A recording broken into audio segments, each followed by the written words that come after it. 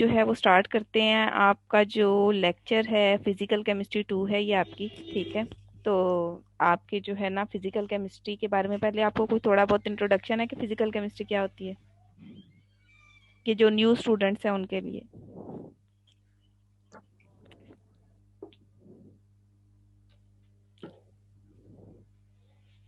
New students को पता है कि फिजिकल केमिस्ट्री क्या होती है?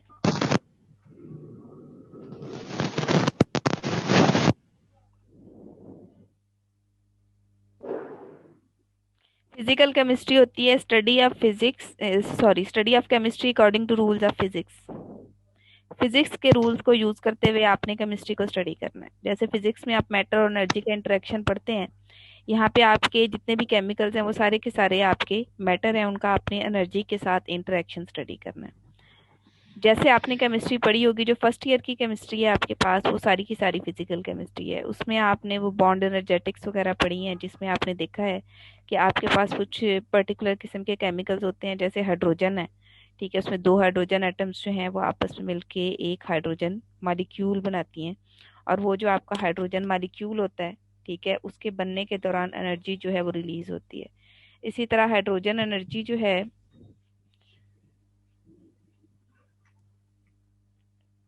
इसी तरह आपके पास क्या होता है कि जो हाइड्रोजन की एनर्जी होती है बॉन्ड फॉर्मेशन के दौरान, बॉन्ड ब्रेकेज के दौरान, उसके अंदर कोई ना कोई एनर्जी चेंज जो है वो ज़रूर आपके पास प्रोड्यूस होता है। तो केमिस्ट्री के अंदर जितने भी किस्म के एनर्जी चेंजेस हैं उनको अंडरस्टैंड करने के लिए, ठीक है, आप क्या करते हैं, केमिस्ट्री की जिस ब्रांच को यूज कर रहे हैं उसको हम कहते हैं फिजिकल केमिस्ट्री। और फिजिकल केमिस्ट्री में आपके पास फर्दर जो चैप्टर है जो आपने अभी स्टडी करना है वो क्वांटम केमिस्ट्री है। बीएससी में या ये जो बच्चे बीएससी करके आए हैं, इन लोगों ने क्वांटम केमिस्ट्री पढ़ी है अपनी बीएससी में?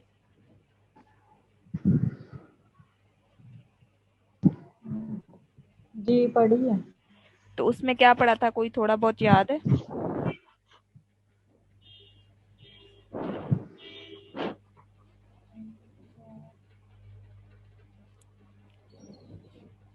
अच्छा, आज आपने क्या करना है, सिर्फ क्वांटम केमिस्ट्री जो टर्म है ना, इसको आपने अंडरस्टैंड करना है कि ये क्या चीज है। जी। क्वांटम केमिस्ट्री जो टर्म है ना, इसको आपने अंडरस्टैंड करना है कि क्या चीज, ठीक है। तो सबसे पहले हम देख लेते हैं कि जो इसमें आपकी टर्म है क्वांटम, इसका बेसिक कॉन्सेप्ट जो है वो आपके पास क्या है, ठीक है। बचपन में आप इस तरह की एक डायग्राम बनाते थे, याद है? बच्चों को ड्राइंग बनाने का बड़ा शौक होता है, स्पेशली लड़कियों को, ठीक है। आप एक ऐसी ड्राइंग बनाते थे बचपन में जिससे में आप कहते थे कि ये सनलाइट है और इस तरह से वो कंटिन्यूअस रेडिएशन एमिट कर रही है, ठीक है। और हम ये कहते थे कि जितनी भी सन रेज हैं वो सन से अर्थ तक in the form of a continuous रे जो है वो मूव करती हैं, ठीक है। अब मैक्स प्लांक्स ने 1930 में इस कॉन्सेप्ट को रिजेक्ट कर दिया था। उसने कहा था कि ये जो लाइंस होती हैं सन रेज की, ये कंटिन्यूअस नहीं होती, ठीक है, बल्कि आपके पास जो एक्चुअल पिक्चर है वो थोड़ी डिफरेंट है। उसमें आपके पास ये जो रेडिएशन है वो इस तरह से है। ये देखिए, आपको डॉटेड लाइंस की फॉर्म में नजर आ रही है। डिफरेंस फील हो रहा है क्या है? यहाँ पे आपके पास कंटिन्यूअस लाइंस है, यहाँ पे आपके पास डिस्क्रीटेड लाइंस हैं, छोटे छोटे पार्टिकल्स पे बेस की हुई लाइन है, छोटे छोटे पार्टिकल्स से कंपोज्ड लाइंस हैं। इसका मतलब क्या है कि आपके पास जो सनलाइट है वो कंटिन्यूअस नहीं होती, बल्कि वो छोटे छोटे पार्टिकल्स की फॉर्म में मूव करती है। समझ आ रही है बात की? जी। अब ये जो छोटे छोटे पार्टिकल्स हैं, इनका कॉन्सेप्ट सबसे पहले किसने इंट्रोड्यूस किया था? मैक्स प्लांक्स ने, ठीक है। और यही वाली जो आपके पास मैक्स प्लांक्स की स्टेटमेंट है वो क्या थी कि एनर्जी इज एब्सॉर्ब्ड और released in the form of discrete particles और पैकेट्स। आपके पास जितनी भी एनर्जी, ये तो आपके पास लाइट है ना, सनलाइट आपके पास फॉर्म एनर्जी, इसके अलावा भी आपके पास कुछ फॉर्म्स ऑफ एनर्जी है, जैसे हीट एनर्जी है, वर्क एनर्जी है।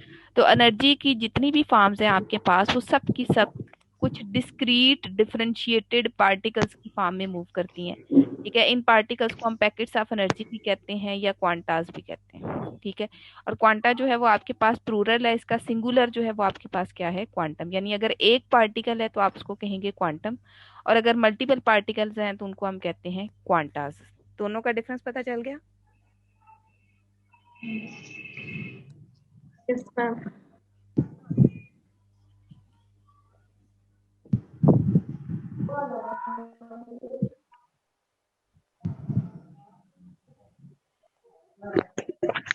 ओके, अब हम क्या करते हैं कि इससे फर्दर मूव करते हैं। अब ये तो पता लग गया आपको कि एनर्जी जो है वो छोटे छोटे पार्टिकल्स की फॉर्म में मूव करती है, जिनको आपने क्वांटास कहा है। ठीक है, अब हम ये भी कहते हैं कि ये जो आपके पास सनलाइट आ रही है, इसको आप इलेक्ट्रोमैग्नेटिक रेडिएशन का नाम भी देते हैं। आपने इलेक्ट्रोमैग्नेटिक रेडिएशन पढ़ी होगी, पढ़ी हुई है। अगर आप नेचर ऑफ सनलाइट को क्लोज से देखते हैं तो ये आपके पास इलेक्ट्रोमैग्नेटिक रेडिएशन है। इलेक्ट्रोमैग्नेटिक रेडिएशन जो है, कॉन्सेप्ट पता है कि क्या चीज है?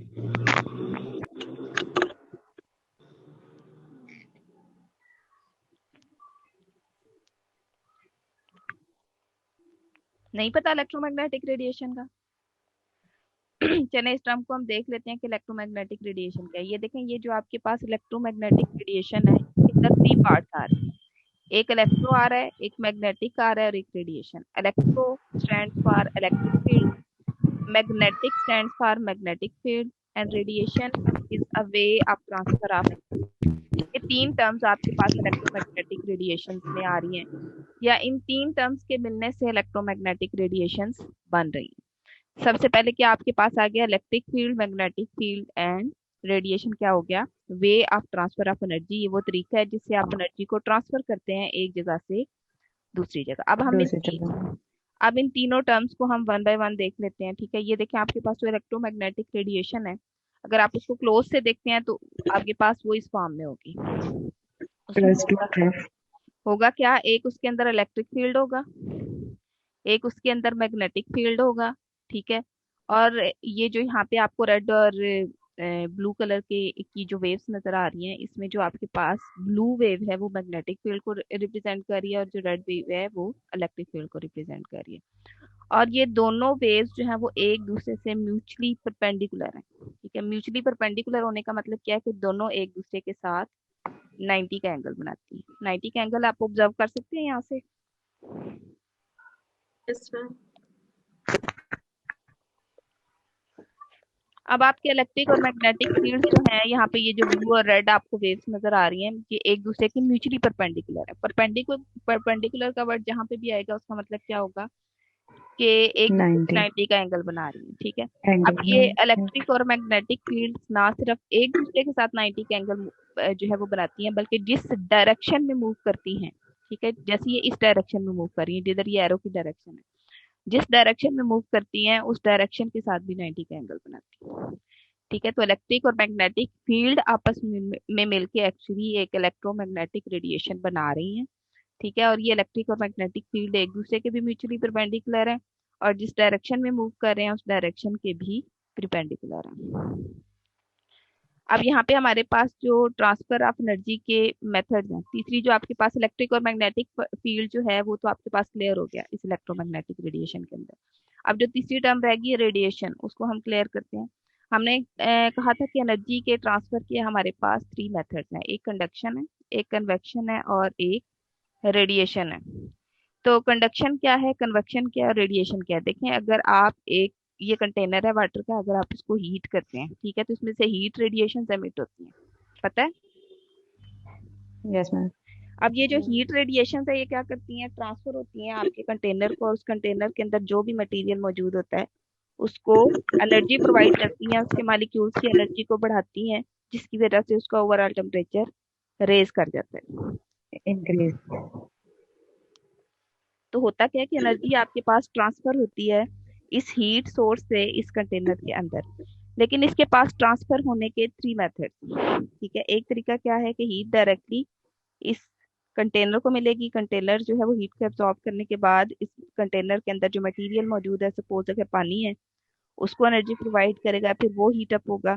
ठीक है, फिर उससे क्या होगा कि यहाँ से एनर्जी आपके पास जो इस हीट एनर्जी से फर्स्ट कांटेक्ट में आएगी, जैसे इस पार्टिकल के कांटेक्ट में आती है, सबसे पहले ये हीट अप होगा, इसकी एनर्जी इंक्रीज हो जाएगी, वाइब्रेशनल एनर्जी इंक्रीज करेगा, साथ वाले मॉलिक्यूल के साथ स्ट्राइक करेगा, उसको एनर्जी ट्रांसफर करेगा, वो मॉलिक्यूल अपने से नेक्स्ट मॉलिक्यूल को एनर्जी ट्रांसफर करेगा, और आहिस्ता आहिस्ता एनर्जी जो है उसकी इक्वल डिस्ट्रीब्यूशन हो जाएगी सारे पार्टिकल्स के अंदर। जैसे अगर आप लोग सारे क्लास के अंदर बैठे हो, मैं एक बच्चे को जो है वो एक कार्ड पकड़ाती हूँ, वो क्या करता है कि उसने एंड वाले बच्चे तक कार्ड पहुंचाना है, वो अपने साथ वाले बच्चे को देगा, साथ वाला बच्चा उसके साथ वाले बच्चे को देगा।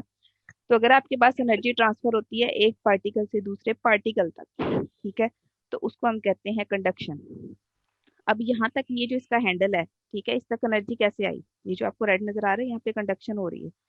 कैसे कि यहाँ से आपने इसको हीट किया, पहले मॉलिक्यूल ने एनर्जी एब्जॉर्ब की, उसने क्या किया, अपनी एनर्जी को साथ वाले मॉलिक्यूल में ट्रांसफर किया, यूनिफॉर्मली डिस्ट्रीब्यूट हुई है इस पूरे कंटेनर के अंदर एनर्जी, फिर इस हैंडल के अंदर आ गई, ठीक है, हैंडल के मॉलिक्यूल तक एनर्जी पहुंच गई। तो अगर एनर्जी ट्रांसफर होती है एक मॉलिक्यूल से दूसरे मॉलिक्यूल के थ्रू, ठीक है, एक मॉलिक्यूल अपने नेबरिंग मॉलिक्यूल को एनर्जी ट्रांसफर करता है और वो मॉलिक्यूल फिर अपने फर्दर नेबर को ट्रांसफर करता है, और पूरे रूट के अंदर जो है वो एनर्जी इक्वली डिस्ट्रीब्यूट हो जाती है, तो ये कंडक्शन। अब एक तरीका तो ये हो गया कि मैंने फर्स्ट क्लास में जो फर्स्ट बच्चा बैठा हुआ था उसको कार्ड दिया, उसने साथ वाले को दिया, साथ वाले को दिया, और at the end of class जो है वो आपका कार्ड जो है वो ट्रांसफर हो गया। दूसरा तरीका आपके पास ये है कि मैं पहले बच्चे को कहूँ कि कार्ड आखिरी बच्चे तक पहुंचाना है, वो दरमियान वाले किसी भी बच्चे को क्रॉस करके आखिरी स्टूडेंट तक जाए, उसको कार्ड पकड़ा के वापस आ जाए। यहाँ पे भी एक तरीका तो ये था कि इसने इसको एनर्जी ट्रांसफर की, इसने इसको कर दी, इसने इसको कर दी, इसने इसको कर दी। एक तरीका ये है कि यहाँ तक आपने एनर्जी पहुंचानी है, इधर वाला मॉलिक्यूल पूरा का पूरा खुद मूव करके इधर जाए और यहाँ वाले मॉलिक्यूल को एनर्जी ट्रांसफर कर दे। जैसे एक बच्चा खुद से उठ के आखिरी मॉलिक्यूल, आखिरी जो स्टूडेंट है उस तक जाए और उसको एनर्जी ट्रांसफर करे, जिसको कहते हैं कन्वेक्शन, ठीक है। और तीसरा जो आपके पास मेथड है ना एनर्जी की ट्रांसफर का, उसको हम कहते हैं रेडिएशन। उसको किसी मीडियम की जरूरत नहीं है। यहाँ पे तो क्या हुआ कि आपको एक मीडियम की जरूरत थी, एक सेंट्रल कंपोनेंट की जरूरत थी जो एनर्जी को ट्रांसफर करे। जैसे यहाँ पे अगर मैं कहती हूँ कि एक बच्चे ने कार्ड जो है वो आखिरी बच्चे तक पहुंचाना है, तो वो बच्चा मीडियम है, ठीक है। आप अपनी प्रेजेंट सिचुएशन, मेरे और आखिरी बच्चे के दरमियान वो स्टूडेंट मीडियम है जो कार्ड ट्रांसफर कर रहा है। यहाँ पे भी अगर मैं एनर्जी ट्रांसफर करती हूँ, ठीक है, तो ये आपके जो मॉलिक्यूल्स हैं ये मीडियम है, ठीक है, जो क्या कर रहे हैं कि इस हीट सोर्स से एनर्जी को ट्रांसफर करके किसी भी और कंपोनेंट तक लेके जा रहे हैं, ठीक है।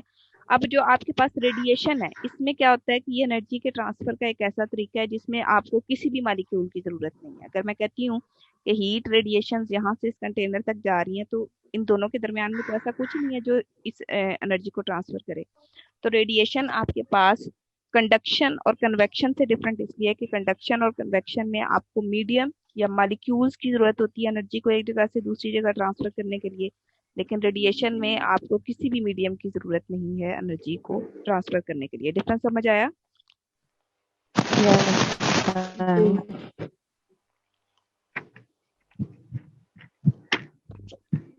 इससे आगे अब हम देख लेते हैं, ठीक है। साथ में ये देखें आपके पास कंडक्शन, कन्वेक्शन और रेडिएशन की मैंने डेफिनेशन भी आप लोगों के लिए यहाँ पे एंटर कर दी है। Conduction is transfer of energy from one molecule to another molecule, ठीक है।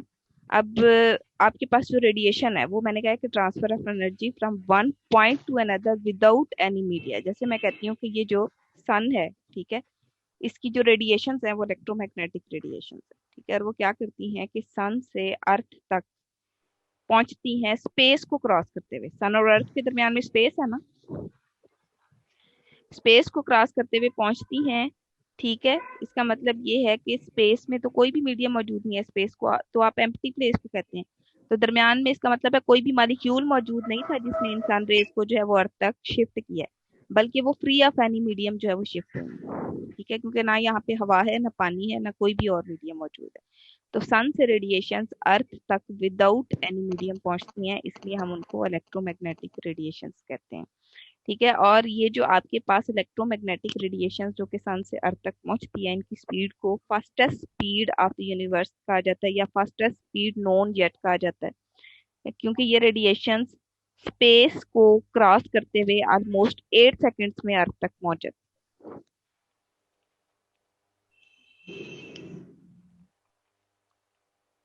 क्लियर हो गया मैम। जी? Yes. अच्छा, अब नेक्स्ट हमारे पास जो इलेक्ट्रोमैग्नेटिक रेडिएशंस हैं, ठीक है, उनके हम कुछ करेक्टरिस्टिक्स, उनके कुछ फीचर्स जो हैं वो देख लेते हैं कि इनके पास कौन कौन सी प्रॉपर्टी